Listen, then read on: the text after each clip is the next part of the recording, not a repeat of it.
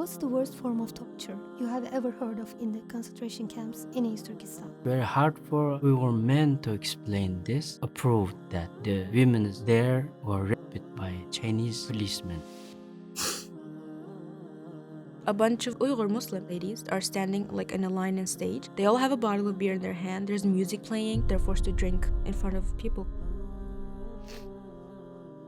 They want to making fun of those women because they are the one who are hijabis. Then they want to destroy the dignity of those women. Onu götürülmüş bir odaya. Odanın içinde bir kadın vardı. Yerde yatıyordu. Bel altı tamamen yanmış bir durumda. Elektrikle yanmış ama. Onu gösterdi, gördün mü bak. İşte bizim sözümüzü dinlemezsen geleceğin durum bu. Sadece Allah sizden daha büyük dediği için. Özür dilerim. After 2017, the China didn't allow anyone to fast. I think the Muslims will not stop with that. The Muslims will stop when Allah wants them to stop. And when I left from East Turkestan, we have only 3 daughters, but now I Bana dinimi yaşamayı öğreten hocalarımın şu an oruçsuz kalma ihtimalini düşünmek beni benden alıyor. Rabbi için gece gündüz tüm mal varlığından vazgeçenler şu an Rabbinden de vazgeçmeye mecbur. Resulullah'ın yanında cennetin en yüksek mertebesinde Doğu Türkistan'la özel olan bir bayram yaşayalım bir kere olsun. Now, I want to imagine East Turkestan is free. How would you celebrate? when it become very freely, it will be very, very precious to us. Also, even my children, they don't know who are my parents. Even my third daughter, she asked me, where is your father? Do you have father? My parents, even they don't know. They have now 6 grandchildren. And when I left from East Turkestan, we have only 3 daughters, but now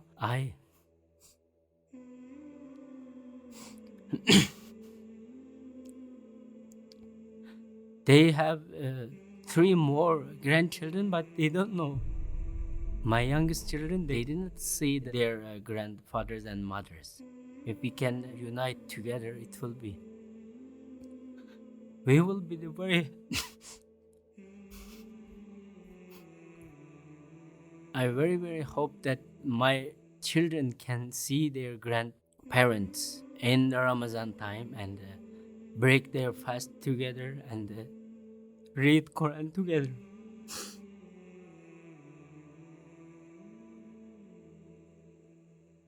I want to read more the Islamic books. I want to enjoy the feeling of Ramadan, and after the iftar, I want to pray Tarawih with my families, going a masjid. Not only the male members of family, even the females, we go together and we pray together as it is in Turkey. Bir araya geliyorduk. Bayramda dahi sohbetimizdeki konu imandı. O amaç Resulullah'ın bayramını nasıl yaşatabiliriz? Bunu çocuklarımıza nasıl işleyebiliriz? O sahiplenme. Herkes de Allah'a bir teşekkür etme. Nice zorluklara rağmen Rabbim bu bayramı vermeseydin biz ne yapardık ya? Buna bile çok şükür demedim. Doğu Türkistanlıların hepsi Türkiye'ye geldiğinden beri maalesef bayram yaşayamadı. Hiçbirimize bayram olmadı. Son bayramımız oradaydı. Bitti bizim için bayram. Burada bayramın ilk günü herkesin gözünde bir yaş. Hani babamız mescitten geri geliyor ama gözüne bakamıyoruz. Babamız da bizim gözümüze bakamıyor. Annemiz yemek hazırlıyor ama hani yeni elbise giyme coşkusu, mutluluk hiçbir şey yok bizde. I don't know. I can't even imagine. Oh my. I don't even know where to start. I mean, that's the only thing I wish for. I mean, all I want is for Ramadan in a free East Turkestan is just to sit with my family because it sounds so natural, doesn't it? Like, just sit and talk for hours. That's all I want. That sounds like a normal thing for most people, but for us, it's a luxury. I want nothing more than just spend it with my family. That's all. 2017 Mart ayında babamı tutukladılar. Ondan sonra hiçbir haber alamıyorum. Müebbet cezasına çarptırıldığını duydum ama başka hiçbir şeyden haberim yok. Kız kardeşim var. Onu da 2017 en son Mayıs ayında mesaj atmıştı. Ondan sonra haberim yok. Bütün akrabalarım orada. Kimin hayatta olduğunu bilmiyorum. Birçok kişi hapise atıldı. Neler çektiğini bilmiyorum. Eğer öyle bir gün gelirse yine aynı olur mu bilmiyorum ama çok kaybımız oldu. Onların kaç tanesi hayatta, onları tekrar görebilir miyiz bilmiyorum ama inşallah yine aynı bayram yaşarız diye düşünüyorum. This video was made to be the voice for a people who have been silenced. What they've gone through is a truth that the world just can't ignore. At Eternal Passenger, we will share these truths with over 40 countries through our English channel. Please share this message to help more people hear their voice. Remember, nothing you do for our brothers and sisters is ever too small. One share can awaken thousands. How is Ramadan in East Turkestan? But my mom, when she was younger, during her student life at the dorms, she goes to school with Chinese and Uyghur students. And if a Chinese student saw you fasting, it would get you in trouble. So she would in the winter, she said it was during winter time when she was fasting in college, and the food, they would prepare it from the night before, and at night you can't open the lights or the stove to cook something, so they would put their food on the top of the radiator and try to heat it up, or sometimes just eat it cold. And then in the dark, there was a hallway that went through their rooms, and there was a little light there. They would eat it there and then quickly go back to sleep. That's how people fasted. And again, if you're in a working environment, you're forced to eat, they would throw random parties in Ramadan and be oh, everyone has to eat, come on, why are you not eating? Are you fasting? They would be suspicious of you, and they would force you to eat pork, drink alcohol. These are common things if you're in an office environment. Daha Ramazan ayı gelmeden okullarda bize böyle bir sözleşme gibi bir resmi evrak dağıtılıyor. Evrakta şöyle yazıyor, ben şu öğrencinin velisiyim. Benim çocuğum Ramazan ayında oruç tutmayacak, Kur'an okumayacak, hiçbir dini etkinliklere katılmayacak. Devleti bunun sözünü veriyorum. After 2017, the China didn't allow anyone to fast. They put one rule. They said if someone turn on their lights in the early morning, it is sign of terrorism. During the Ramadan time, the China become very generous. They inviting people to the many different events and let them to eat, let them to drink alcohol, let them to eat pork. Sometimes what the China want to do that, trying to destroy our respect to our iman or the religion, right? İftar sofralarının endişeyle kurulduğu, sahurda içki yakmaya cesaret bile edemeden oruçlarımızı tutmaya gayret ettiğimiz, oruç tutmak bir ibadet olmanın ötesinde kimliğinin, imanın koruma mücadelesine dönüşen bir ay, insanlar açlıkla değil, gözaltına alınma endişesiyle, işkencelerle, hapis cezalarına, zulme karşı sabreden, cesaret eden, gayret eden, sessiz duaların göğe yükseldiği bir ay düşünebilirsiniz. If you had 1 minute to send a message to someone in East Turkestan, what would you want to talk to? Maybe he's my mother, and I will tell her, your son now has 3 more children, and he is working for East Turkestan, and then please pray for me. I think my paternal grandma, because I haven't talked to her in 12 years. Of course, I just hug her first. I just want to hug her, give her the biggest, longest hug. And like I said, I think I just sit and talk for hours because we have so much to talk about. Babamı seslemek isterdim çünkü babam tutuklandı. Çin 2017'den bu yana yurt dışında akrabası bulunan bu insanları bundan dolayı cezalandırıyor. Annemle bizim burada olmamız ve bunları anlatmamız, yani babamın orada ceza çekmesine sebep oldu diye vicdan azabı çekmiyor değilim. Ama vatanımızın özgürlüğü için sonuna kadar anlatacağım. Seslenme şansım olsa bir özür dilemem gerekiyormuş gibi hissediyorum. Hocam, sizin yaktığınız o ışığı söndürmemek için çok zorlandım, çok ağırdı. Sizin benim elime tutturduğunuz o amaneti daha fazla kişinin eline tutturabilmek oldu. Siz benim elimden nasıl tuttuysanız bugün ben yüzlerce kardeşlerimin elinden tutmaya çalıştım hocam. Gidebileceğim kimse yoktu. Sorabileceğim kimse yoktu. Ama vazgeçmedim be hocam. Şimdi benimle aynı bu kelimeyi yüzlerce genç söylüyor. Tek bu kelime için olsa da vazgeçmedim hocam davamızdan. Allah için sevdik, Allah için ayrıldık. İnşallah Allah'ın huzurunda buluşacağız. Have you ever felt so overwhelmed by the oppression that you thought enough is enough and wanted to rebel? One thing, iman. Of course, there are times I felt really hopeless and why is this happening to me or us, to yours? I'm human, so I have these thoughts. And when I do, it's just, I remember this ayah. I forgot which surah this is from. I really like message behind it. وَاسْتَعِينُوا بِالصَّبْرِ وَالصَّلَاةِ. It's a part of an ayah. It says through hardship, seek relief in patience and prayer. I think this is the only motivation I think you need in life. It sounds simple, but I think it teaches you everything you need to know. because Allah, it's His word. He says, just be patient and pray to me. I will help, I will lead you. And we know He is the best of planners and He will never burden you with anything you cannot carry at all. I'm like, okay, just be patient. He knows better than I do. After 2017, we couldn't got any news from them, and then you also cannot do anything for them. You don't know where are they and they are living or not, your parents, your relatives. And then if I were not Muslim, maybe I consider some other things to do to end my life, because everything is very very difficult to you, and then you escape it from there, but your people are being oppressed. Maybe some of them are arrested just because of me. I'm in Turkey. Now that's the thing I was considering. But alhamdulillah, as a Muslim, we pray Allah, and then for this spiritual help from Allah, alhamdulillah, we managed to cure ourselves. One day this oppression will be end. We believe that.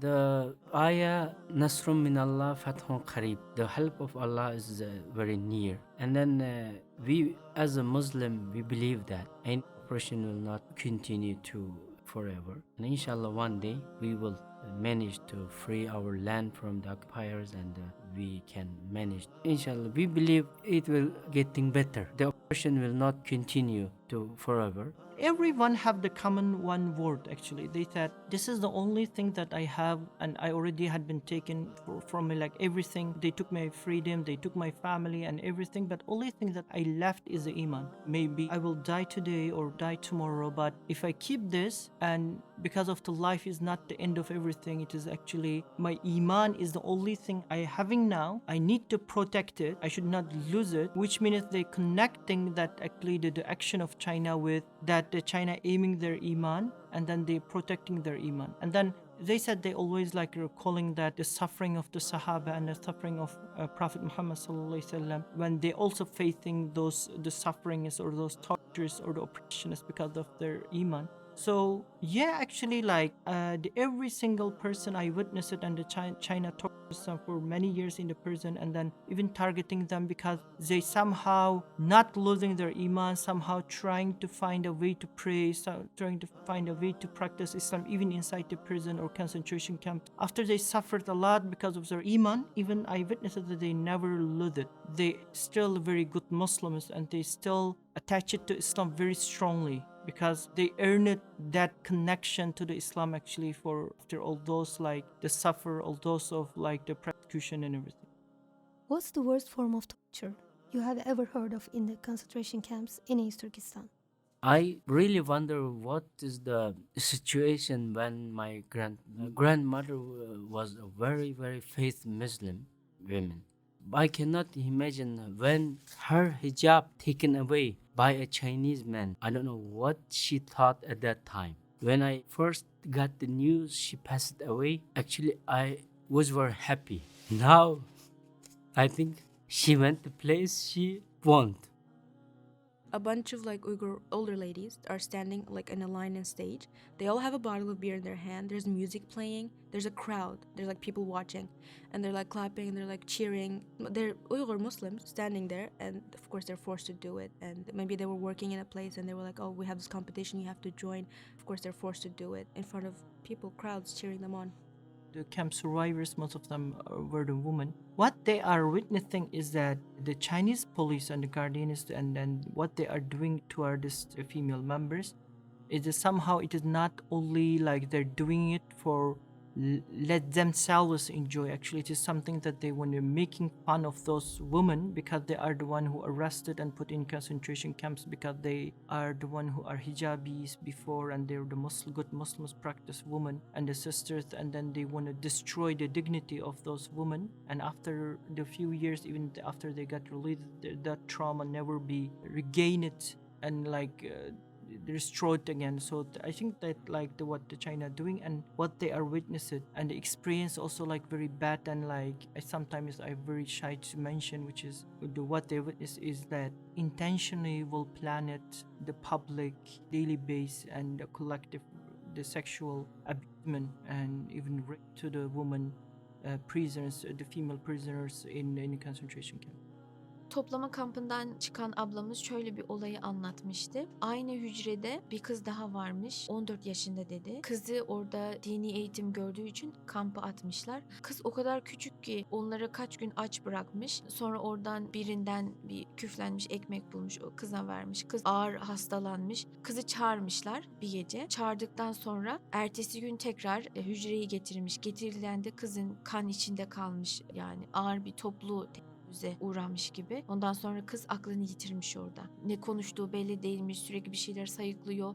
Ağır ateşi çıkmış. Sonra bunlar işte kızın ateşi çıktı. Bir şey yapın, işte bir hastaneye götürün doktor falan demiş. Ama hiç etki etmemiş. Sonra kızın hastalığı daha da ileri gidince, yani kız baygın olunca kızı götürmüş hastaneye diye, bir daha da o kızı görmemiş. Şehit mi ettiler ya da ne yaptı bilmiyoruz. Yani kampta şehit edilenleri helal iç organ diye organlarını satıyor. Yani Çin'in var öyle helal iç organ satıyoruz diye Müslümanları satıyor. When I became volunteer of East Turkestan Human Rights Watch organization, I began to collect the data from social media, from news, and some witnesses from concentration camps. When I was heard about the operation inside the concentration camp, first witness from concentration camp, she is now living in France. She explained her experiences in concentration camp, and it's very hard for we were meant to explain this, but she faced this in concentration camp, and she dared to conceal all these to the world. And then many of the witnesses who managed to come outside approved that the women there were raped by Chinese policemen. The camp that the China collect the children from the families who are arrested and put in concentration camp or the prison, because if the children lost their direct family members, which is father and mother, other family members cannot own them. Those children will be collected by Chinese authority, and then the Chinese authority will put them in the so-called angelus houses. It's like evilest houses, like which is the China put them in another concentration camp. The Chinese teachers from inner China, and they just come, and then they know that the China implementing massive assimilation genocidal policies in East Turkestan, and then they coming as a settlers, the supporters of this occupation, and then taking care of those children. For the children, they lost their family members in one night. Very like, even there's no explanation. Toplama kampına götürülüyor ve orada Çince 56 tane madde, her gün onu ezberleyecekler. İşte bu ablamız da bir gün bunu ezberleyememiş. Yaşı da büyük, Çince de bilmiyor. Ondan sonra artık buraya kadar demiş. Onu götürmüş bir odaya. Odanın içinde bir kadın vardı. Yerde yatıyordu, çıplak. Bel altı tamamen yanmış bir durumda. Elektrikle yanmış ama. Onu gösterdi, gördün mü bak. İşte bizim sözümüzü dinlemezsen geleceğin durum bu. Biz ne dersek onu yapacaksın demiş. Getirmiş sorgu odasına. Şimdi ise tüm elinin parmaklarındaki o tırnaklarını tek tek dikmiş. Tabii bundan çok fazla var ama şu an en aklımda kalanı, en canımı acıtanlardan bir tanesi bu. Sadece ezberlemiyorum dediği için. Allah sizden daha büyük dediği için. Sadece Allahu Ekber dediği için. Hani Bilal Habeşi'nin o şeyini hatırlıyoruz ya. Ehadun ehad demesi. Ebu Bekir'in onu kurtarması. Ehadun ehad kelimesi Bilal'ı köle Bilal'dan Hazreti Bilal'a dönüştürmüştü. Despite all these obstacles, so many people in East Turkestan become Hafiz. How is that possible? The Cultural Revolution, after the Uyghurs, they lost a lot of things connecting to Islam. There was very few limited numbers of the Hafiz. And there's some people, they were Hafiz, and they survived after 10 years of those oppression and the killing and everything, massacres. And then they started to train new Hafizes. So after that, the underground madrasa becomes something that in common in East Turkestan. So every single, like the neighborhood, you can find few underground madrasas that very secretly only the few people knows, or you have someone in your family member who is the Hafiz, who he will train his relatives as a Hafiz, and every single family had been motivated to send one of their children to memorize Quran, because like in all times our Muslim scholars, they always telling us that memorizing Quran is something very sacred. like from any family, the family will decide, at least one of them, even I have a lot of families that all of the members become Hafiz.